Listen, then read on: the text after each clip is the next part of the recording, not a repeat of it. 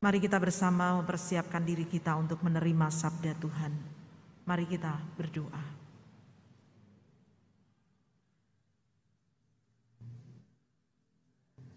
Dalam perayaan Rabu Abu malam ini ya Tuhan, kami bersama-sama hendak kembali menghayati betapa rapuh, betapa fananya kami, betapa berdosanya kami.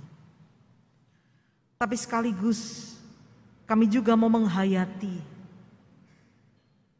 akan kebesaran kasih Allah yang menawarkan pendamaian, menawarkan pengampunan bagi kami. Kiranya terang firman Tuhan menuntun kami untuk dapat merespon karya pendamaian dan pengampunan Allah yang ditawarkan bagi kami di tengah kerapuhan, kefanaan, dan keberdosaan kami. Sehingga bersama-sama kami dapat mengalami Tuhan yang memulihkan hidup kami. Kiranya kuasa Roh Kudus menerangi hati, pikiran, dan telinga kami, sehingga bersama-sama kami dapat mengalami Tuhan yang menjumpai dan menyatakan kehendak-Nya bagi kami satu persatu sebagai keluarga, sebagai persekutuan di tempat ini. Nyatakan kehendak-Mu dan berilah kami kekuatan untuk dapat mewujudkan komitmen pembaharuan kehidupan maupun komitmen yang hendak kami lakukan selama masa Prapaskah ini. Kami berdoa dan menyerahkan waktu pelayanan firman di dalam tangan kuasa Tuhan kami, Yesus Kristus. Amin. Pembacaan Alkitab diambil dari Yoel 2 ayat 1 sampai 2. Dilanjutkan ayat 12 sampai dengan 17. Yoel 2 ayat 1 sampai 2 dilanjutkan ayat 12 sampai 17. Tiuplah sangkakala di Sion dan berteriaklah di gunungku yang kudus. Biarlah gemetar seluruh penduduk negeri, sebab hari Tuhan datang, sebab hari itu sudah dekat. Suatu hari gelap gulita dan kelam kabut, suatu hari berawan dan kelam pekat, seperti fajar di atas gunung-gunung terbentang. Suatu bangsa yang banyak dan kuat, yang serupa itu tidak pernah ada sejak purbakala, dan tidak akan ada lagi sesudah itu turun-temurun pada masa yang akan datang. Tetapi sekarang juga, demikianlah firman Tuhan, berbaliklah kepadaku dengan segenap hatimu, dengan berpuasa, dengan menangis, dan dengan mengaduh. Koyakkanlah hatimu dan jangan pakaianmu. Berbaliklah kepada Tuhan Allahmu, sebab Ia pengasih dan penyayang, panjang sabar dan berlimpah kasih setia. Dan Ia menyesal karena hukumannya. Siapa tahu mungkin Ia mau berbalik dan menyesal, dan ditinggalkannya berkat, menjadi korban sajian dan korban curahan bagi Tuhan Allahmu. Tiuplah sangkakala di Sion, adakanlah puasa yang kudus, maklumkanlah perkumpulan raya, kumpulkanlah bangsa ini, kuduskanlah jemaah, himpunkanlah orang-orang yang tua, kumpulkanlah anak-anak, bahkan anak-anak yang menyusu. Baiklah pengantin laki-laki keluar dari kamarnya, dan pengantin perempuan dari kamar tidurnya. Baiklah para imam, pelayan-pelayan Tuhan, menangis di antara balai depan dan mezbah dan berkata, sayangilah ya Tuhan umat-Mu, dan janganlah biarkan milik-Mu sendiri menjadi cela, sehingga bangsa-bangsa menyindir kepada mereka. Mengapa orang berkata di antara bangsa, di mana Allah mereka? Demikianlah firman Tuhan. Yang berbahagia ialah mereka yang mendengarkan firman Allah dan yang memeliharanya. Hosiana.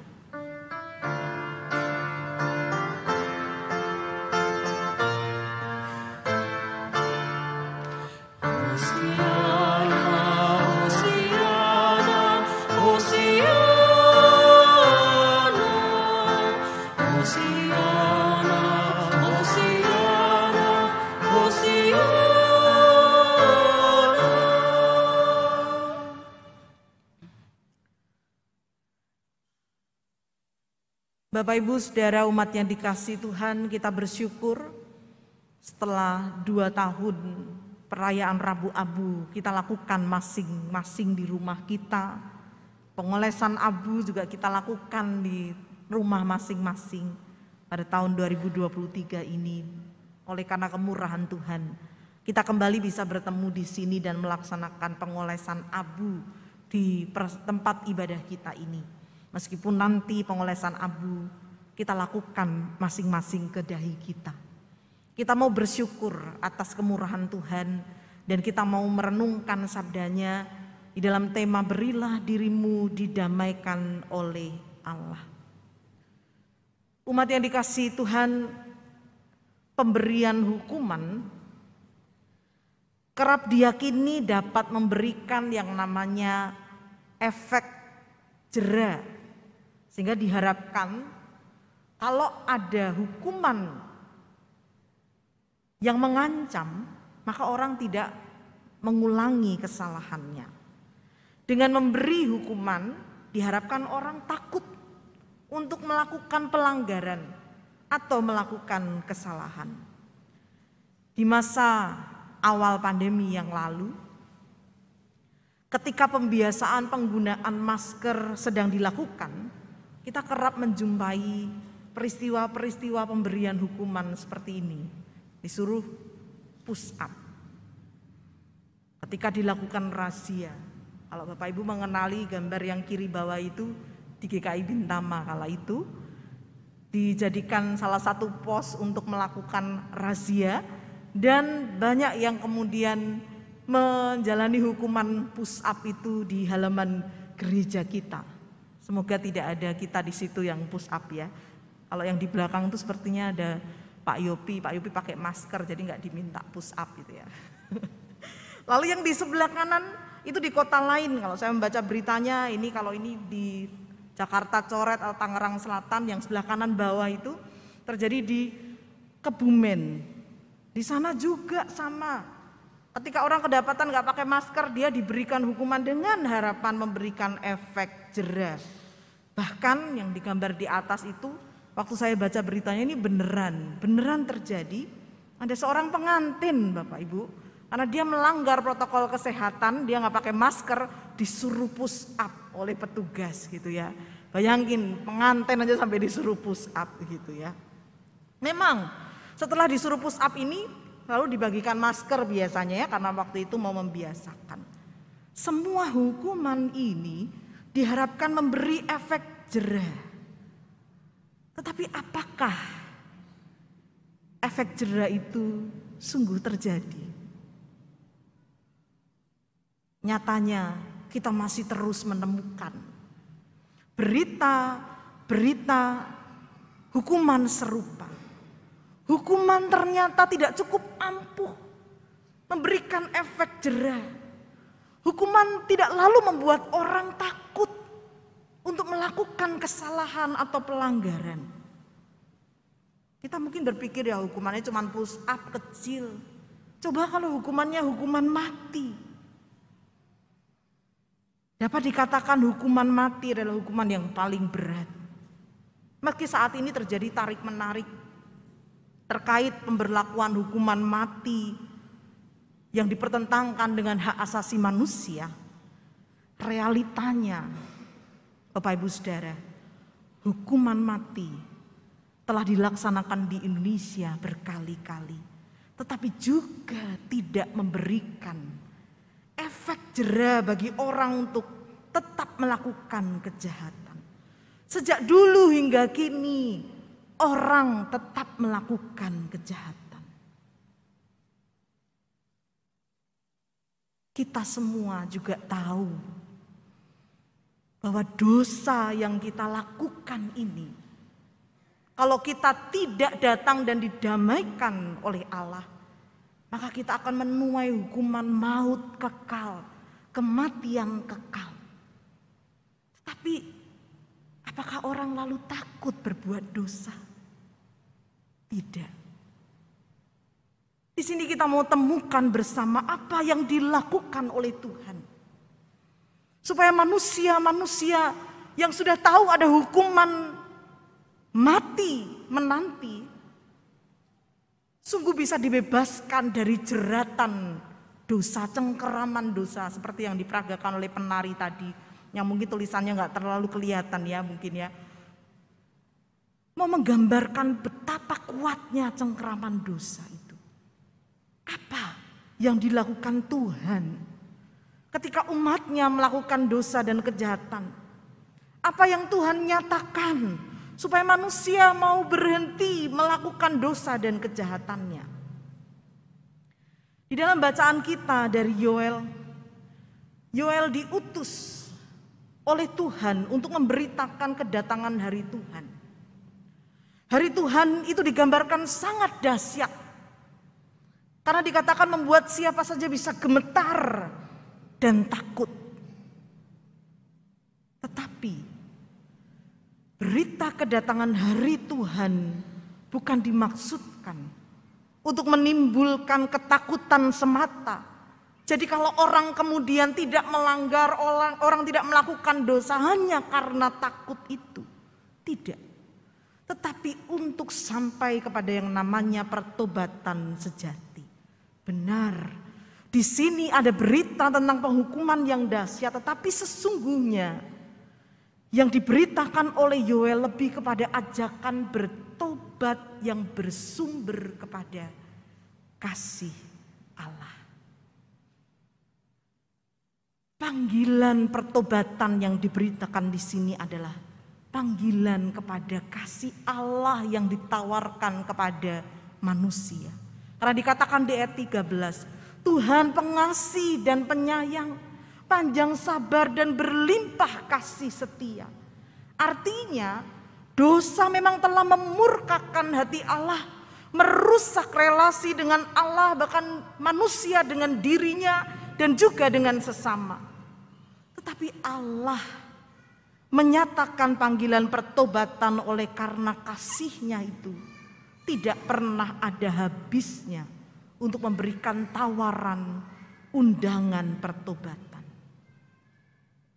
Dengan ketakjuban akan kebesaran kasih Tuhan yang seperti inilah, manusia dipanggil untuk bertobat bukan karena takut dengan hukuman, melainkan karena menyambut kasih Allah yang menyatakan karya pendamaian. Dan sambutan manusia itu semestinya seperti yang dikatakan Yoel, berbalik kepada Tuhan dengan segenap hati. Inilah pertobatan, berbalik dari dosa kepada Allah, berbalik dari tingkah laku yang jahat, menjadi melakukan apa yang dikehendaki oleh Tuhan. Umat yang dikasihi Tuhan, Rabu Abu mengawali masa prapaskah kita isi dengan sikap ini, berbalik kepada Tuhan.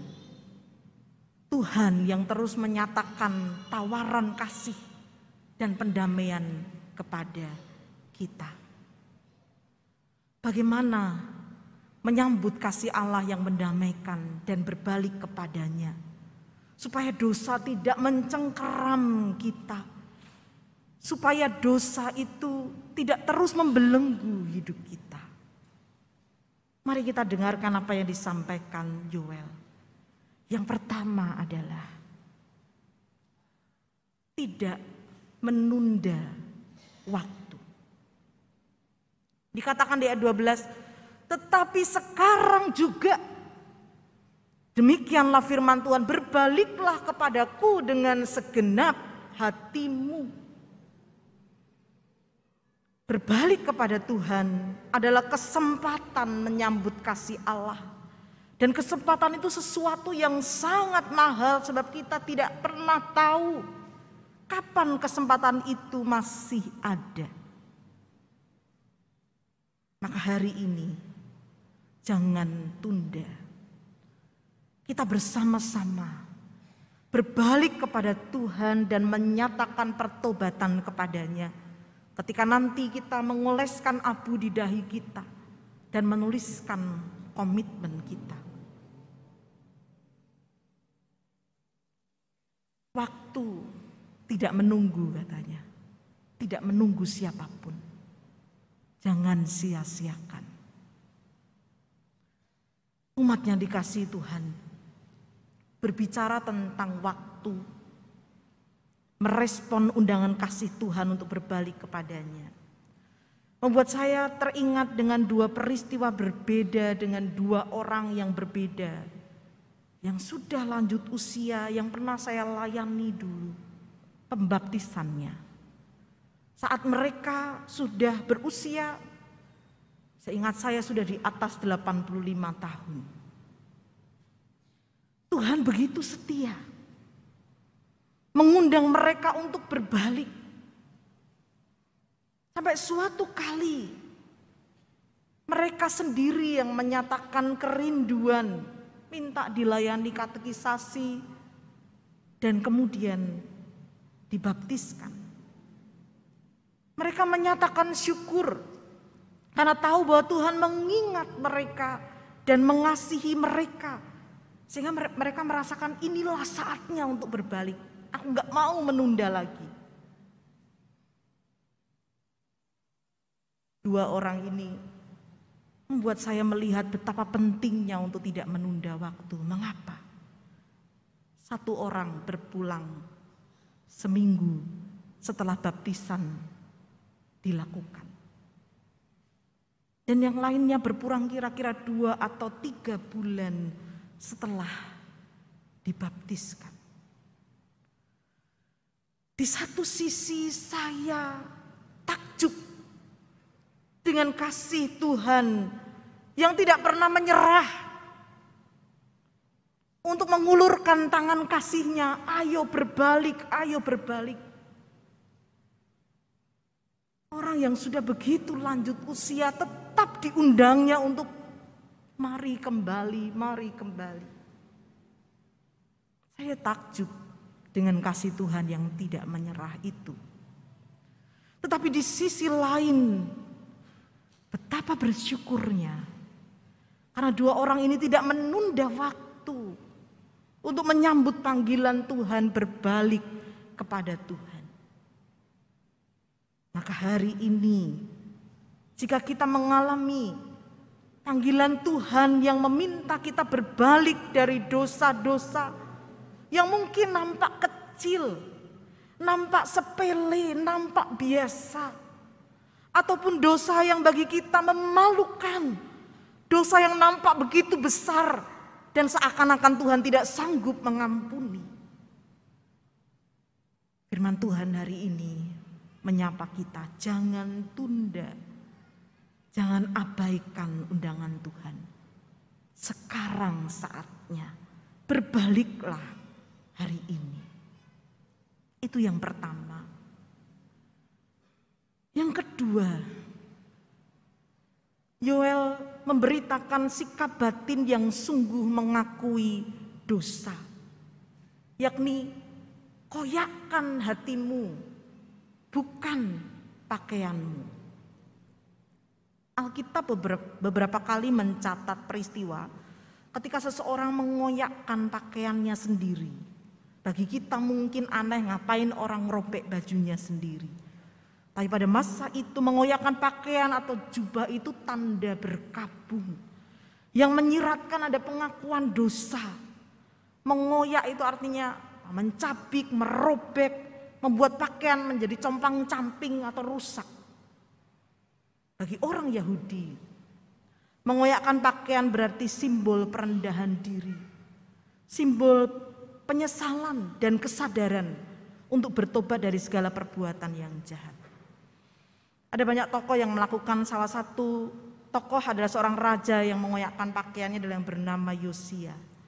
Yosia mengoyakkan pakaiannya, dia sedih dan malu terhadap dosa-dosa yang telah diperbuat oleh raja-raja sebelumnya dan diperbuat oleh rakyatnya.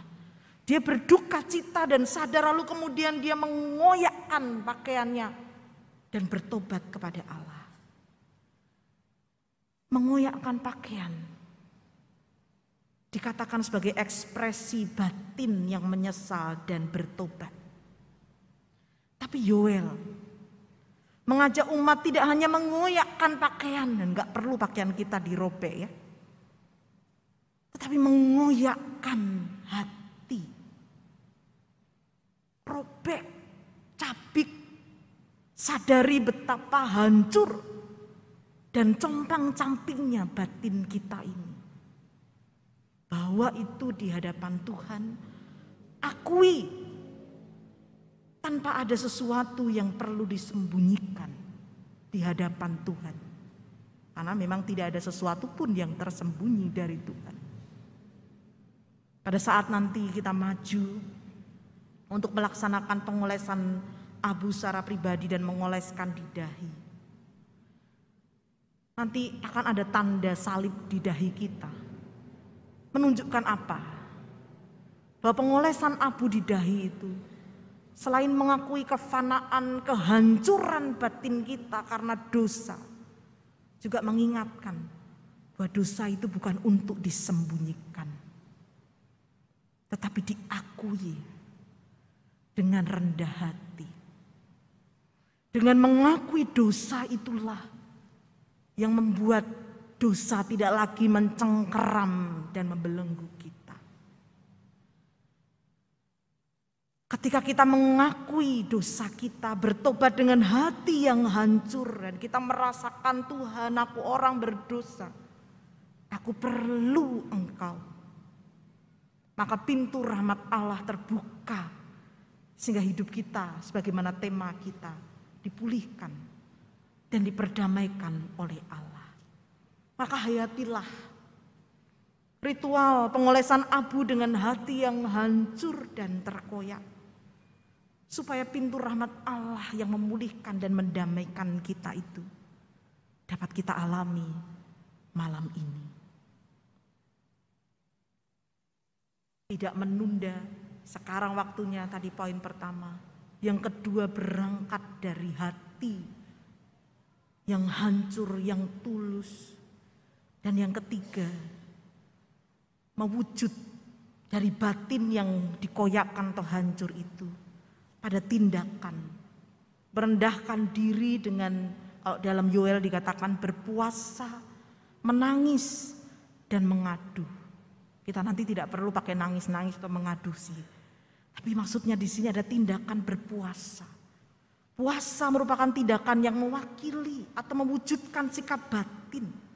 Demikian juga ketika menangis itu menunjukkan sebenarnya penyesalan yang besar. Menunjukkan kesungguhan untuk memperbaiki diri. Dalam ibadah Rabu Abu malam ini, kita diberi ajakan untuk mewujudkan hati yang hancur tadi dengan cara mengisi, kok saya menyebutnya kartu, ini bukan kartu ya, tangan komitmen gitu ya. Nanti seperti ini, saya akan menjelaskan seperti apa nanti caranya. Hal apa yang akan dilakukan dan tidak dilakukan pada masa pantang dan puasa. Komitmen apa yang ingin kita lakukan? Misalnya, komitmen yang mau kita lakukan, aku mau lebih sering menghubungi orang tua, misalnya yang kadang-kala kita cuma hubungin setahun sekali misalnya begitu ya. Aku mau selama masa puasa dan pantang ini lebih sering memberikan perhatian pada orang tuaku, saudaraku, temanku, atau siapapun yang mungkin selama ini terlupakan. Atau yang tidak dilakukan. Boleh memilih apapun. Selama masa puasa dan pantang ini, aku akan pantang, tadi salah satu yang di sini, marah-marah misalnya. Aku akan pantang bergosip misalnya. Tadi yang dibawakan oleh penari kita. Jadi nanti yang utama kita mengisi kartu atau tangan komitmen ini. Lalu mempraktekkan masa pantang dan puasa 40 hari. Saya yakin kita sudah semakin memahami. 40 hari itu dihitung sejak hari ini sampai dengan Sabtu Sunyi selain hari Minggu. Jadi sebenarnya hari Minggu tidak dihitung sebagai hari puasa, walaupun tentu diizinkan saja kalau kita juga mau melakukannya di hari Minggu. 40 hari sejak Rabu Abu sampai Sabtu Sunyi tanpa hari Minggu. Sekali lagi kalau mau tetap dilakukan di hari Minggu tidak ada masalah. Lalu hasil puasa akan kita sisihkan dan dipersembahkan saat Paskah nanti sebagai wujud aksi Paskah untuk pembangunan. Kita tahu gereja kita sedang merencanakan pembangunan lahan yang Tuhan sudah berikan kepada kita, yang akan diperuntukkan bagi kesaksian pelayanan. Kita mau sungguh-sungguh menghayati ini supaya kita ikut serta melakukan. Dalam puasa ini kita juga berderma, melakukan sesuatu bagi sesama. Tangan komitmen ini nanti tidak dikumpulkan, tapi dibawa dan disimpan sebagai pengingat. Apakah kita masih dengan setia melakukannya? Berikutnya, bentuk puasa sebagai ekspresi hati yang dikoyakkan, penyangkalan diri dan sesuai kemampuan itu. Contohnya tadi sudah saya sebutkan, tetapi di sini mungkin lebih panjang lagi contohnya. Yang pertama, Bapak Ibu Saudara bisa membatasi waktu makan atau minum. Misalnya tidak makan atau minum dari jam 5 pagi sampai 5 sore, tapi selebihnya atau sebaliknya dari 5 sore sampai 5 pagi juga tidak masalah. Kita membatasi waktu makan atau minum. Bisa juga dengan membatasi jenis makanan atau minuman tertentu yang mungkin sangat kita gemari, yang sangat tidak bisa kita kendalikan. Kayak kepingin terus sama makanan itu ya, atau minuman itu. Kita coba pantang hal-hal yang menyenangkan buat kita. Lalu tadi pantang bergosip, pantang mengucapkan kata-kata kotor, pantang marah, pantang berkata kasar atau mengejek. Kalau kita suka ngisengin orang lain, pantang dulu di masa pantang dan puasa ini dan silahkan dilakukan. Bisa juga dengan membatasi penggunaan TV, handphone, game untuk hal-hal yang mungkin hanya untuk menyenangkan diri kita. Tidak, atau membatasi belanja selain kebutuhan utama. Belanja-belanja yang kata orang hanya karena lapar mata saja. Itu dibatasi atau bahkan dipantang sama sekali. Silahkan pilih dan tentukan nanti sesuai dengan kemampuan dan merupakan ekspresi hati yang dikoyakkan dan penyangkalan diri kita.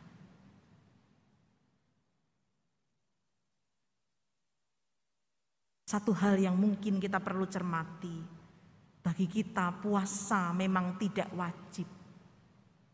Tetapi ini disiplin rohani yang memerlukan komitmen sehingga kita dengan setia bisa melakukannya.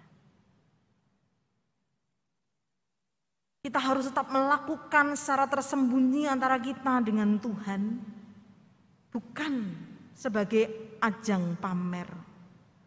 Kita perlu juga melakukan dalam kejujuran supaya kita tidak terjebak kepada yang namanya kepalsuan. Ketika berpuasa kita tidak perlu berpikir bahwa yang berpuasa lebih baik dari yang tidak berpuasa. Juga tidak perlu berpura-pura puasa jika memang tidak berpuasa. Jangan terjebak dalam kepalsuan lainnya. Misalnya kita tidak nonton TV, tapi kita nonton film dari HP. Sama saja ya kalau itu ya. Kita memilih puasa, aku mau tidak makan dan tidak minum seperti Tuhan Yesus yang 40 hari 40 malam begitu. Tapi tidur seharian, tidak beraktivitas. Kok enggak ke kampus kalau ada mahasiswa, lagi puasa. Kok enggak ngantor, lagi puasa. Ditanya, kok enggak bersih-bersih rumah? Lagi puasa. Kok enggak masak? Jawabnya apa? Lagi puasa. Itu hanya kepalsuan. Puasa kita lakukan sungguh sebagai ekspresi hati yang terkoyak. Sehingga dia akan tulus, tidak perlu ditunjuk-tunjukkan. Bersifat pribadi antara kita dengan Tuhan. Dan lihatlah bagaimana kita mengalami pengalaman uluran tangan Tuhan yang mendamaikan kita dan memulihkan kita. Umat yang dikasihi Tuhan, dengan tidak menunda, mengoyakkan hati dan menjalani laku perendahan diri melalui puasa, maka kita tengah merespons tawaran kasih Allah yang hendak mendamaikan kita dan menuntun kita pada pertobatan yang tulus, bukan karena takut hukuman. Maka selamat memperjuangkan pertobatan sejati, mewujudkan komitmen dan mengalami pendamaian oleh Allah. Tuhan menolong dan menyertai perjuangan kita bersama. Amin.